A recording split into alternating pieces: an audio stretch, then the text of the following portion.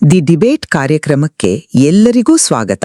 ಇಂದು ನಾವು ಎಲ್ಲರಿಗೂ ಗೊತ್ತಿರುವ ಆದರೆ ಅಷ್ಟೇ ಗಹನವಾದ ಒಂದು ಪೌರಾಣಿಕ ಕಥೆಯ ಆಳಕ್ಕಿಳಿಯೋಣ. ಶಿವ ಮತ್ತು ಪಾರ್ವತಿಯರ ವಿವಾಹದ ಕಥೆ. ರಾಜಕುಮಾರಿಯಾಗಿ ಬೆಳೆದ ಪಾರ್ವತಿ ಸ್ಮಶಾನದಲ್ಲಿ ವಾಸಿಸುವ ಮೈತುಂಬ ಭಸ್ಮ ಬಳಿದುಕೊಂಡ ಭೂತ ಪ್ರೇತಗಳ ಜೊತೆಗಿರುವ ಶಿವನನ್ನ ಯಾಕೆ ಪತಿಯಾಗಿ ಬಯಸಿದ್ಲು? ಅವಳ ಆ ಘೋರ ತಪಸ್ಸಿನ ಹಿಂದಿನ ನಿಜವಾದ ಉದ್ದೇಶವಾದ್ರೂ ಏನಿತ್ತು? ಹೌದು ನೋಡಿ, ಇಲ್ಲಿಂದಲೇ ನಮ್ಮ ಇವತ್ತಿನ ಚರ್ಚೆ ಶುರುವಾಗುತ್ತೆ. ನಮ್ಮ ಮುಂದಿರೋ ಮೂಲಭೂತ ಪ್ರಶ್ನೆ ಅಂದ್ರೆ, ಪಾರ್ವತಿಯ ತಪಸ್ಸು ಜನ್ಮಾಂತರದ ಅಚಲ ಪ್ರೀತಿಯ ದ್ಯೋತಕ ಮಾತ್ರವೇ, ಅಥವಾ ತಾರಕಾಸುರನ ಸಂಹಾರ ಅನ್ನೋ ಒಂದು ದೊಡ್ಡ ದೈವಿಕ ಜವಾಬ್ದಾರಿಯ ಭಾಗವಾಗಿತ್ತಾ?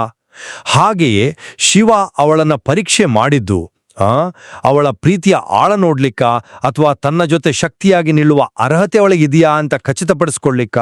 ನನ್ನ ವಾದ ತುಂಬಾ ಸ್ಪಷ್ಟವಾಗಿದೆ. ಪಾರ್ವತಿಯ ತಪಸ್ಸು ಮತ್ತು ಅವಳ ಆಯ್ಕೆ ಎಲ್ಲವೂ ಜನ್ಮಾಂತರದ ನಿಷ್ಕಲ್ವಶ ವೈಯಕ್ತಿಕ ಪ್ರೀತಿಯ ಸಂಕೇತ ಅಂತ ನಾನು ಪ್ರತಿಪಾದಿಸುತ್ತೇನೆ.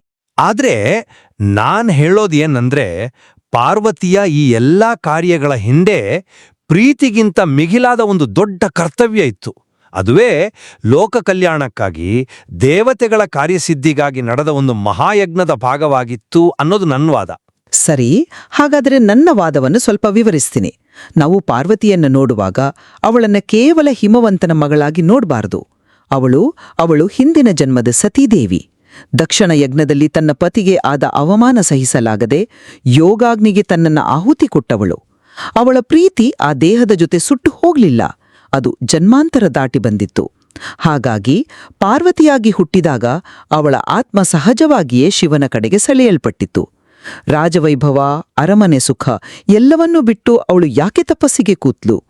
ಬೇಸಿಗೆಯಲ್ಲಿ ಪಂಚಾಗ್ನಿಯ ಮಧ್ಯೆ, ಮಳೆಗಾಲದಲ್ಲಿ ಕಲ್ಲು ಬಂಡೆ ಮೇಲೆ, ಚಳಿಗಾಲದಲ್ಲಿ ಕೊರಿಯೋ ನೀರಿನಲ್ಲಿ ನಿಂತು ಮಾಡಿದ ಅವಳ ಕಠೋರ ತಪಸ್ಸು, ಅದು ಶಿವನ ಮೇಲಿನ ತನ್ನ ಪ್ರೀತಿ ಎಷ್ಟು ಶುದ್ಧ, ಎಷ್ಟು ದೃಢ ಅನ್ನೋದನ್ನ ಸಾಬೀತು ಮಾಡ್ಲಿಕ್ಕಾಗಿತ್ತು.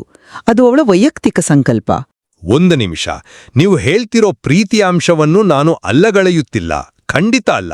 ಆದ್ರೆ ಇದರ ಹಿಂದಿನ ದೊಡ್ಡ ಚಿತ್ರಣವನ್ನು ನಾವು ಮರಿಬಾರ್ದು ಅಲ್ವಾ? ಈ ಇಡೀ ಘಟನೆಯ ಹಿಂದಿನ ಮುಖ್ಯ ಪ್ರೇರಣೆ ಯಾರು? ತಾರಕಾಸುರ. ಆ ರಾಕ್ಷಸನಿಂದ 3 ಲೋಕಗಳು ತತ್ತರಿಸಿ ಹೋಗಿದ್ವು. ಅವನನ್ನು ಕೊಲ್ಲೋಕೆ ಶಿವಪಾರ್ವತಿಯರ ಮಗನಿಂದ ಮಾತ್ರ ಸಾಧ್ಯ ಅನ್ನೋ ವರವಿತ್ತು. ಹಾಗಿದ್ಮೇಲೆ ಇದನ್ನ ಕೇವಲ ಒಂದು ಪ್ರೇಮ ಕಥೆಯಾಗಿ ನೋಡೋಕ್ಕಾಗುತ್ತಾ? ಇದು ದೇವತೆಗಳೆಲ್ಲ ಸೇರಿ ಮಾಡಿದ ಒಂದು ದೈವಿಕ ಯೋಜನೆ.